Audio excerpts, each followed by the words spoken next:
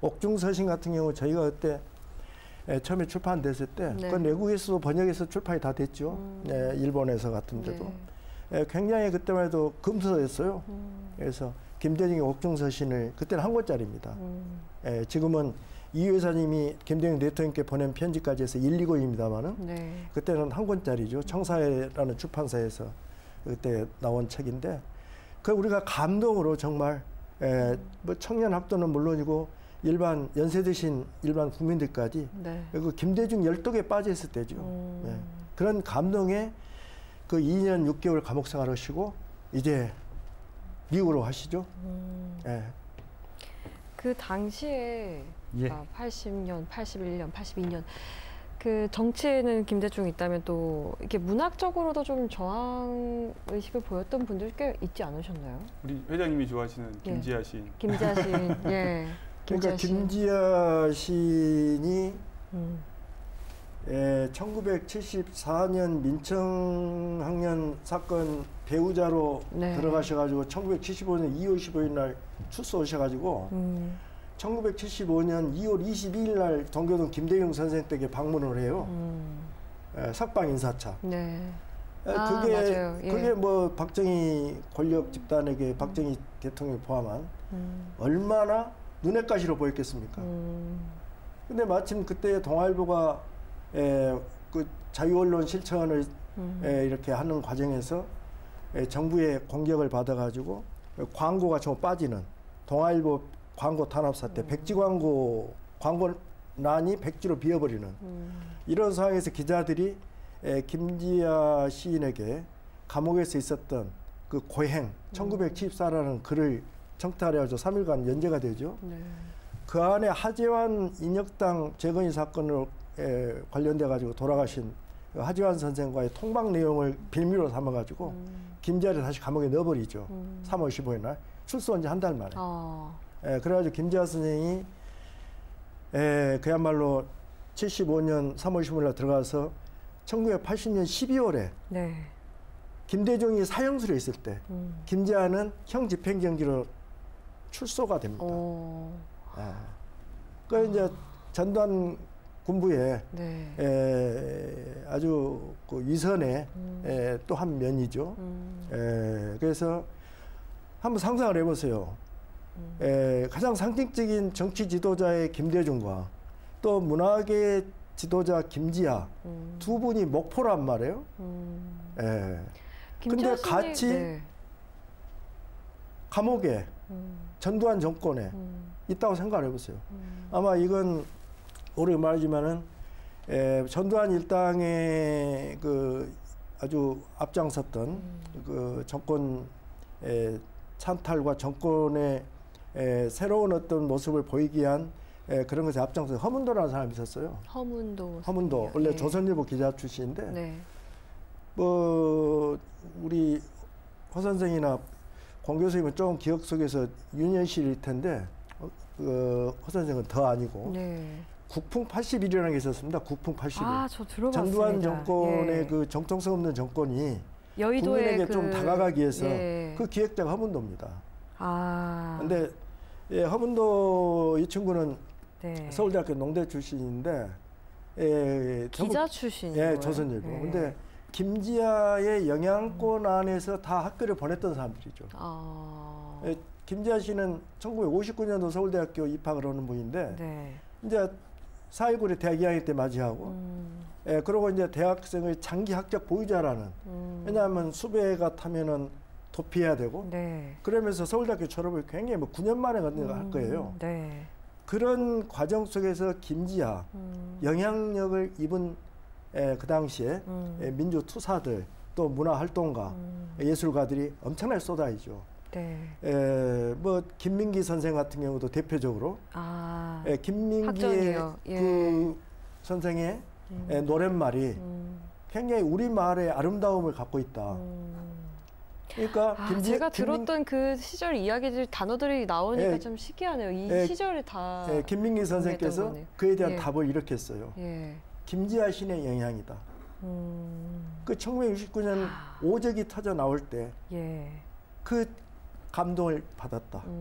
그러니까 뭐 판소리는 임지택 선생이라든지 예. 무용화는 뭐 최유한 선생이라든지 예. 나음문화산 답사기로 유명한 유홍준 선생이라든지 이런 임진택 선생님이 유홍준 그 선생 국풍을 안 하겠다고 안 했죠. 예, 하신 유홍준 분이시죠. 선생, 예. 임진택, 최이완, 김민기 기타 뭐 이루 셀 수 없는 또 김지아 선생의 소중한 친구 하길종 영화감독, 네, 하길종.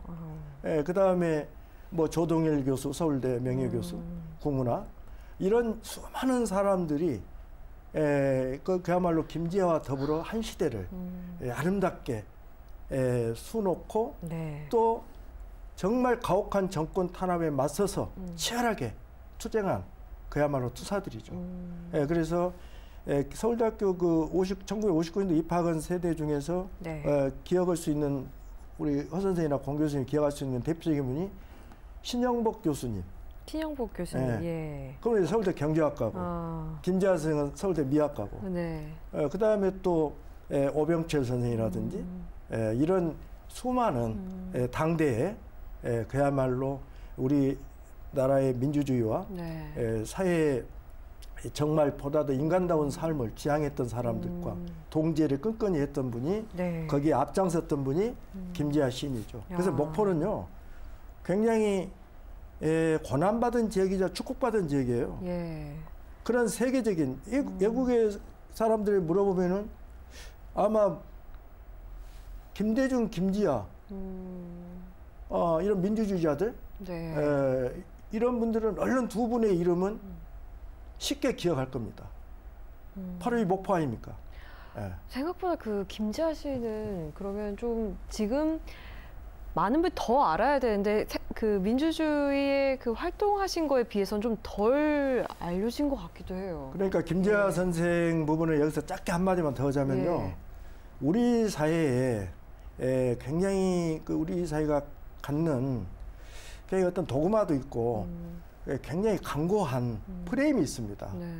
우리가 이 유연선심이라고 정말 부드럽고 이런 어떤 선한 마음으로 이 세상을 바라볼 때도 꼭 있어야 됩니다. 물론 민주주의를 파괴하는 자, 전쟁을 일으키는 자, 그야말로 사회 불평등을 제도적으로 구조적으로 악화시키는 자 이런 세력들에 대해서는 우리가 단호하고 엄격해야 되지만은 그야말로 동지적 관계에서 또는 동지적 관계가 아니더라도 비적대적 이런 관계에서 너무 우리가 강고하게 네. 우리가 사고하면은 좀 안타까운 여러 가지 서로를 미워하는 혐오하는 그리고 대립하는 극단의 그런 감정이 있죠. 지금 현재 우리가 심리적으로 정신적으로 굉장히 내란이나 내전을 겪고 있는 거예요. 지금 오늘의 한국 사회가. 네. 계급 간에 지역 간에 또는 세대 간에 또는 성별 간에 그다음에 권력 어떤 집단 간에 또는 정치 지지 세력 간에 이런 우리가 극단주의 혐오 시대를 살고 있습니다. 그래서 우리가 유연선심 정말 비적대적 관계에서만큼은 우리가 서로를 포용하고 서로를 인정하고 존중하고 서로가 함께 협력할 걸 협력하고 연대할 걸 연대할 수 있는 이러한 열린 마음 이런 것이 필요한 시점인데요. 왜 이런 말씀을 드리냐면은 김지아 시인에 대해서도 1991년에 명지대학생 강경대 여사가 경찰의 쇠파이프 백골단의 쇠파이프에 맞아 이렇게 죽음에 이르르면서 갖게 되는 사회의 극단적인 혼란과 그야말로 정부의 강공적 그 탄압 시대가 있었습니다. 그때 이제 분신정국이라 해가지고 학생들이 내 몸에 불을 지르면서 쓰러져 가죠. 역사의 재단 앞에 쓰러져 가는 거죠. 그 분신투쟁을 보다 막 이렇게 아파했던 김지아는 감옥에 날아온 풀씨 하나에서 생명의 어떤 사상적 체계를 갖는 분이에요. 네. 수은 최재우 선생이나 해월 최시영 선생이나 이런 분들, 전복용 장군이나 이런 분들이 가졌던 동학에서 가장 세심했던 게 어떤 생명 평화입니다. 또 여성에 대한 존중, 어린 사람에 대한 존중. 예. 이런 마음을 이어받은 분이 김재하 선생의 외조부님, 외할아버지가 동학이에요. 그래서 동학의 아주 훌륭한 사상, 예. 이걸 김재하 선생이 갖고 오다가 또 출호 후에는 1980년 출소 후에는 강증산 선생의 후천 개벽 사상을 받아들이죠. 그래서 유연선심으로 생명평화의 마음으로 바라보다가 강경대 열사의 쇠파이프 말하자면은 사망으로 인한 분신정구 이런 것에 처연하게 글을 쓴 것이 일반 사람들에게 아주 맹공격을 맹폭을 당하죠. 그래서 사실상 김재하가 그때 1차적인 사회적인 죽음을 맞습니다. 예. 그리고 이제 박근혜 정부 출범 전에 박근혜 방문 때 박근혜를 약간 격려성으로 발언을 해준 거. 이걸 가지고 김재하는 갔다. 그런데 저는 김재하의 일생을 공부하면서 김재하처럼 살기가 정말 그렇게 쉬울 것인가, 만만할 것인가. 그래서 우리 역사에, 우리 시대에 훌륭한 자산인 김재하에 대해서도 우리는 다시 한번 거듭 살펴봐야 되고, 우리 김재하를 통해서 또 김대중과 김재하가 1970년대 반유신투쟁에 어떻게 연대하고 협력했던가, 그건 편지로 남아 있습니다. 김재하 선생이 김대중 대통령한테 보낸 편지, 김대중 대통령이 또 김재하한테 보낸 여러 가지 이야기들. 두 분 나이가 비슷하신가요? 천만에요. 예, 김대중 대통령은 1924년 1월 8일생이시고, 그 다음에 김재하 씨는 1941년생이시고, 그러니까 연세 차는 많죠. 그러나 연대를 떠나서 그야말로 어떤 동지애로서 또 한 시대에 뭔가의 일을 앞장서 짊어져가는 선도자로서 그러한 두 분의 아름다운 협력과 연대, 그 다음에 지도력은 정말 지금도 유효하다고 봅니다. 뭐 김재하 씨 얘기는 다음에 이제 제대로 하는 걸로 하고, 그러니까 지금 뭐 아무튼 해석이 좀 필요한 부분인 것 같습니다. 그러니까 그 91년 사건을 계기로 해서 김재하 시인에 대한 오해도 생겨나고 또 뭐 비판, 비난 뭐 이런 것들도 이제 쏟아지고, 그래서 지금까지 제대로 이제 평가가 안 되고 있는 것에 대해서 이제 회장님은 이제 안타까워하시는 거고, 뭐 그건 좀 더 이제 좀 시간이 필요한 문제인 것 같고요. 이제 제가 이제 요 한 가지만 그 좀 거슬러 올라가서 다시 하나 재미있는 에피소드가 있어 말씀드리고 싶은 게, 김대중 대통령님이 이제 내란음모 사건 이제 재판에서 이제 사형 선고를 받는 그 장면을 보면 맨 마지막에 이제 사형 선고가 딱 내려지고, 이제 그럼 이제 재판관이랑 다 이제 퇴정을 하겠죠. 근데 이제 청중석에 앉아 있던 이제 가족들과 방청객들이 일단 애국가를 부릅니다. 그러니까 뭐랄까 어떤 의미일까, 이제 응원 또는 격려, 힘을 내자 뭐 이런 의미일 수도 있겠고. 그러고 나서 우리 승리하리라라는 노래가 나와요. 노래를 부르세요, 다 같이. 그러니까 이제 막 입을 틀어막고 이제 끌어내죠. 이거 BGM으로 찾아서 틀어주십시오. 그러니까 이게 재밌는 게, 옛날에는 우리가 스스로 창작한 노래들이 그렇게 많지 않았어요. 그래서 되게 가사 바꿔 부르는 외국 노래. 그러니까 예를 들면 조영남 씨도 그렇고, 뭐 트윈 폴리오도 그렇고, 송창식, 뭐 윤영주 이런 사람들이 다 옛날에 팝송 가사 바꿔서 부르는 그런 가수들이었거든요. 순수 창작곡이 아니라. 그러니까 그것처럼 이 노래도 60년대 미국에서 흑인 민권운동 당시에 시위하는 사람들이 불렀던 노래예요. 그 노래가 한국으로 건너와서 70년대에 유신 독재에 맞서서 싸우는 민주화운동 세력들이 불렀던 노래고, 이게 이제 이 법정에서 울려 퍼진 겁니다. 그러니까 이게 이렇게 연결되는 게 재미있는 게 하나인데, 그 다음에 이제 말씀하신 것처럼 옥살이를 2년 몇 개월 하시고 이제 그 미국으로 이제 망명을 가잖아요. 그러면 이제 그 사이에 미국은 60년대 흑인 민권운동, 베트남전 반대운동 뭐 하면서 되게 풀뿌리 운동 또는 민주주의적 열망의 아래로부터 막 끌어오르던 때예요. 그래서 흑인 참정권도 확대되고 흑백 분리라든지 이런 것들도 첩회되고 어떻게 보면 민주화의 흐름이 쭉 이어져서 카터 대통령 때까지 올라온 거죠. 그런데 80년대 초에 이제 레이건 대통령이 집권을 합니다. 이제 보수적인 경향. 그러니까 이 시기부터가 이제 말하자면 신자유주의 시대입니다. 갑자기 이제 미국도 어떻게 보면 이제 사회 복지나 이런 쪽보다는 이제 국가 통제나 좀 보수적인 경향으로 이제 회귀하고 냉전적으로 이제 소련하고 이제 첨예하게 맞붙고 국내적으로도 훨씬 더 이제 약간 뭐랄까요, 민주주의적 열기가 식어가는 시기예요. 말하자면. 그런데 자신들의 영향을 받은 제3세계라고 표현해도 좋을지 모르겠는데 어쨌든 대한민국의 야당 지도자가 사형 선고를 받고 망명을 지금 미국에 온 거예요. 그러니까 이제 그 사람을 보는 심경이 어떻겠어요? 우리가 잃어버린 것을 아직 뜨겁게 보관하고 있는 이 사람들이잖아요. 우리의 과거 열정을 보여주는 그 모습인 거고 그걸 상징하는 노래가 We Shall Overcome이라고 하는 노래입니다. 근데 또 재밌는 게 이 80년을 계기로 해서 또 등장한 노래가 임을 위한 행진곡이에요. 한국에서 이제 만들어진 노래죠. 80년 5월 항쟁 때 부른 건 아니지만 그 이후에 창작을 해서 민주화 운동을 상징하는 노래로 이제 자리 잡았죠. 그래서 오늘날도 이제 해마다 5월이면 항상 부르는 임을 위한 행진곡. 근데 이 노래가 오늘날 동남아시아 곳곳의 민주화 운동 시위 현장에서 불려요. 또 다른 곳에서 또 다른 곳에 이렇게 이어지고 있는 그 정신만은 이어지면서 민주주의 정신과 민주주의 정신을 담은 음악까지 이제 말하자면은 마치 K-팝처럼 널리 전파되고 있는 거죠. 그러니까 저는 이 미국이 바라보는 김대중이 어떤 의미였을까 이런 생각을 했는데 교수님 얘기를 좀 우리가 들으니까 뿌린 씨앗이 이렇게 그 의미가 좀 되새겨지는 것 같고요. 연결하면 이제 지금도 우리가 뿌린 씨앗이 어딘가에서. 그러니까요. 노래가 울려 퍼지고 그 미국 망명한 후에 그 당시 얘기를 좀 해볼까? 아니면 귀국해서의 얘기를 좀 미국 망명의 대통령께서 당시에 활동하신 것이 정말 엄청난 활동을 하신 거죠.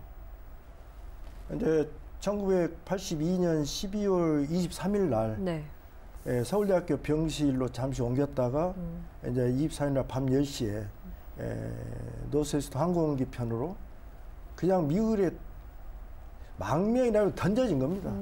쫓아낸 거죠. 추방. 이거는 김대중 대통령이 자발적으로 망명을 선택한 게 아니라 김대중 대통령께서 석방해준 데 대해 어떤 거부를 했어요. 야비하게 나오니까. 그런데 이제 이 여사님께서 간곡하게 말씀드린 것이 당신이 석방이 돼야 지금 감옥에 있는 다른 동지분들도 나올 수가 있다. 여기에 이분이 마음이 흔들리신 거죠. 그래서 그나마요 동지애로서 우리가 함께 내가 저분들한테 이거 몹쓸 고생을 어떻게 더 드리겠느냐 이런 인간애와 또 당신이 또 그 어른의 뭐 마음에는 안 들어가 봤지만은 또 미국의 망명지에서 그분이 용의주다에 활동할 수 있는 것들이 이미 머릿속에 하나의 계획이 다 설계가 되겠죠. 그래서 이제 1982년 12월 23일 날 미국의 망명이라고 그냥 일관되게 표현할게요. 망명을 시작하는데 거기서 주로 활동하신 것은 이제 우리가 좀 본건적 용어입니다만 조야라고 그렇습니다. 조라는 것은 조정. 말하자면 행정부라든지 입법부라 현실 권력을 지배하고 있는, 이끌어가고 있는 그가 조자고요. 야라는 것은 벼슬 자리에 있지는 않지만은 오피니언 리더로서 한 사회에 중요한 역할을 하는 지도적 인사들. 이거 이제 미국의 조야를 움직이기 시작하는 거죠. 거기서도 또 이제 그러면 목적이 가장 핵심적인 키워드는 이겁니다. 당신들이 우리 한국의 민주주의를 직접 이러쿵저러쿵 해주기를 원치는 않는다. 모랄 서포트, 정신적 도덕적으로 지원해라. 우리는 민주주의를 할 만한 충분한 국민적 역량과 그런 여러 가지 조건 다 갖추고 있다. 예를 들어서 한국전쟁 6.25 전쟁 시기에서도 우리는 지방자치를 실시했고 자유투표가 있었고 그야말로 언론의 자유가 있었고 모든 것을 누렸다. 근데 왜 지금 이렇게 안보를 구실로 해서 인권이 탄압되고 언론의 자유를 누리지 못하고 국민의 모든 생활이 군부 집단에 의해서 억압되기 시작하느냐. 이러한 부도덕한 정권에 대해서는 미국이 지원하지 않겠다는, 그리고 한국의 민주주의를 지지한다는 이런 모랄 서포트 역할을 해줘라. 그런 부분을 가지고 미국의 행정부, 입법부, 네. 그 다음에 학자, 사회의 어떤 지도자, 이런 각계각층을 정말 미국에 계시면서 777일인가요? 그러면서 미국은 우리나라랑 달라서 하루 걸려서 갈 수 있는 곳이 아니잖아요. 그렇죠. 예.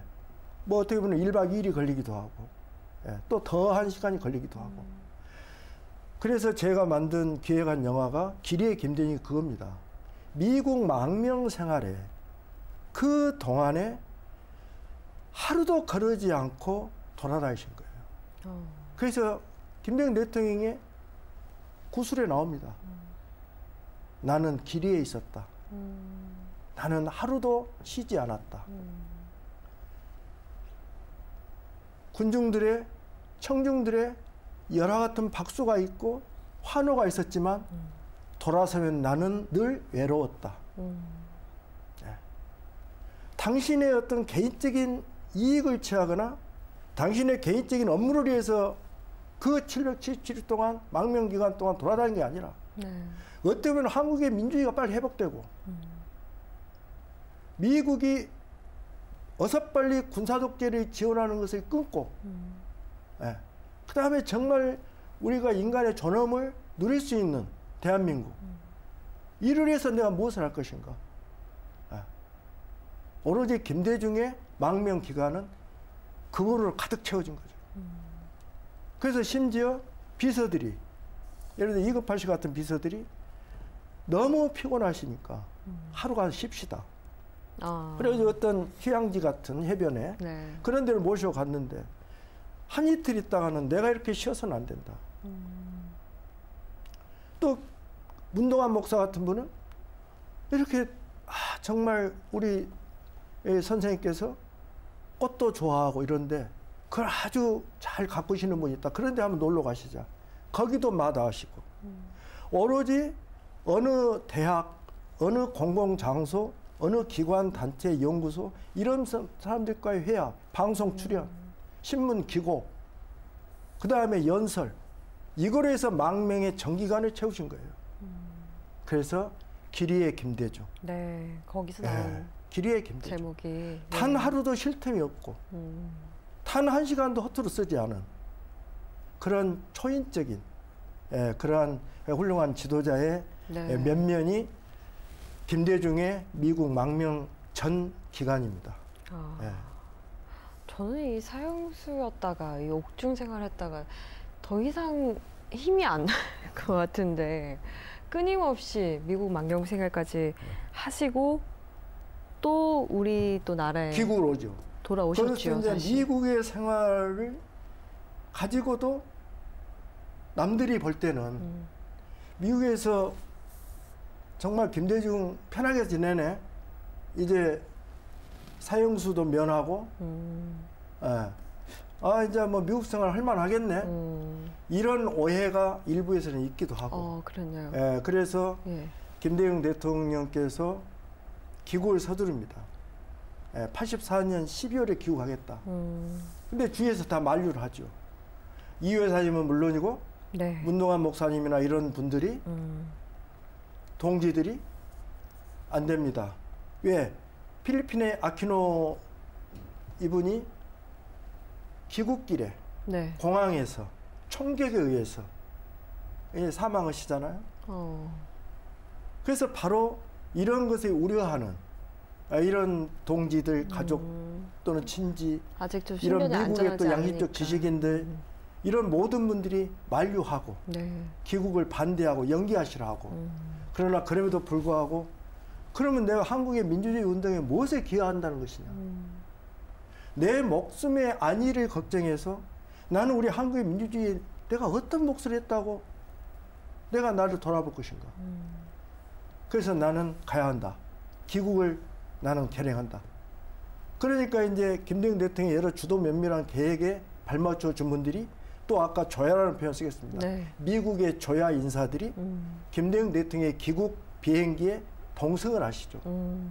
대표적인 분이 누가 있을까요? 이제 그때 미국의 뭐 저 하원 의원들도 있고, 이런 대학 교수들, 그 다음에 뭐 미국의 언론인들, 또 심지어 이런 미국의 유명한 대중 연예 스타들, 뭐 다 함께 했죠. 그런데 아니나 다를까. 1985년 2월 8일 김포공항에는 40만 명 환영 인파가 모였죠. 오늘은 뭐 여기까지. 그래서 김대중 대통령의 그 1980년 12그 서울의 봄 때부터 안개정국에서 사형수로, 그 다음에 또 2년 6개월의 감옥 생활, 그 다음에 또 777일 동안의 망명 생활, 그리고 이제 1985년 2월 8일 다시 한국의 민주주의의 회복을 위해서 투쟁의 일선으로 지도자로 나서시는 그런 모습을 또 다음 시간에 하셔도 좋을 것 같아요. 한 가지만 더 얘기해 될까요? 한 말씀만 듣고. 그 이제 망명 중에 있었던 사건 중에 이제 흥미로운 게 하나가 이제 김영삼 이제 나중에 대통령이 되시는 당시 이제 그 당시에도 이미 신민당 대표였나요? 당시 82년 3년이면 아닙니다. 그때는 김영삼 총재가 신민당 총재로 되는 것은 87년이고요. 그러니까 마찬가지로 지금 연금 중인 거죠. 연금 상태인데 그때 이제 김영삼 총재 이제 그 연금 상태에서 이제 굉장히 제약이 많았죠. 그래서 그러니까 이제 단식 투쟁을 그때 하셔서 23일인가를 이제 단식 투쟁을 하면서 이제 전두환 정권에 이제 저항을 하셨죠. 근데 이제 그것을 이제 소식을 들으면서 미국에서 어떻게라도 힘을 보탤 방법이 없을까 고민을 하다가 이제 신문에 이제 기고를 하시는데 이제 늘 저도 이제 그 전에도 이제 얘기했지만 71년에 이제 미국 방문했을 때도 이제 한반도에서의 민주주의에 대해서 의심하는 정치인들을 상대로 항상 상대의 역사를 사례로 들어서 이렇게 반론하시는 이게 아주 기가 막히거든요. 근데 이번에도 마찬가지로 이제 뭐 미국에서 계실 때도 이제 그런 질문을 한두 번 듣는 게 아닐 거 아니에요. 이제 그때도 이런 아주 재밌는 얘기가 프랑스 혁명이 1789년에 이제 일어났지만 그 이후에도 200년에 걸쳐서 계속 왕정으로 돌아갔다가 다시 또 공화정으로 넘어왔다 다시 왕정 돌아갔다를 계속 반복해오는 역사가 이제 무려 200년 가까이 됐다. 그런데 이제 우리는 조선이 멸망하고 나서 몰락하고 나서 지금 아직 100년도 되지 않았고 심지어 그 사이에 4.19라든지 또 그 수시로 이제 계속해서 이제 민주주의를 추구해왔던 면면들을 이렇게 보면 결코 프랑스보다 늦지 않다. 또 이제 이런 얘기들을 하면서 항상 이제 서양인들을 상대로 서양의 사례를 비추어서 우리가 결코 지금 뭔가 진도가 느리거나 답답하거나 뭘 못하고 있는 게 아니다. 이 얘기를 항상 하셨고 마찬가지로 지금 이제 김영삼 대통령이 이제 단식 투쟁을 할 때 이제 기고문에도 뭐라 그러냐면 여전히 이제 한국 국민이 이제 민주주의를 할 준비가 안 돼 있다고 생각하는 미국인들이 많은데 정작 200년 전에 미국이 건국될 당시에 그때 민주주의를 처음 했단 말이에요. 그때의 미국인의 수준보다 지금 한국인의 수준이 못하다고 생각하냐. 자기들이 더 잘할 거 아니에요. 200년 전에 자신들이 어떤 수준이었는지. 그러니까 그걸 얘기하면서 오히려 미국은 지금 엄청난 역사적 도전을 맞이하고 있다. 그러니까 감옥에서 김대중 대통령이 여러 책을 읽으셨지만 특히 토인비의 역사의 연구라는 책을 깊이 이제 탐독을 하셨는데 그것은 역사의 어떤 일방적인 방향이 정해져 있거나 이런 것이 아니라 끊임없이 그 시대의 도전에 어떻게 창의적으로 맞서느냐에 달려 있는 그런 역동적인 과정으로 역사를 이제 서술한 것이고 그 영향을 많이 받으셨거든요. 근데 오히려 그 도전을 미국인에게 제기하는 겁니다. 미국인들 너희들에게 지금 제기된 도전이 뭐냐면 자꾸 안보, 뭐 소련의 위협 이걸 생각해서 뭐 남미든 아시아든 이런 곳에 곳곳에서 이제 민주화 운동이 있는데도 군부 독재를 자꾸 비호한다는 거예요. 안보 때문에 불가피하다는 식으로. 그렇죠. 근데 바로 그것과 동시에 민주주의라고 하는 가치, 인권의 보호라고 하는 보편적 가치, 자기들이 표면적으로 늘 주장하는 이 가치가 실현되어야 한다고 하는 이 모순된 요구를 어떻게 받아들여야 될 것인지 이게 지금 너희들에게 주어진 도전 과제다. 응답해라. 그러니까 나라에 대한 또 예. 이해가 있었기 때문에 나올 수 있는 것 같은데요. 알겠습니다. 저희 오늘 여기까지 하고 예, 마무리하도록 감사합니다. 하겠습니다. 예. 고맙습니다.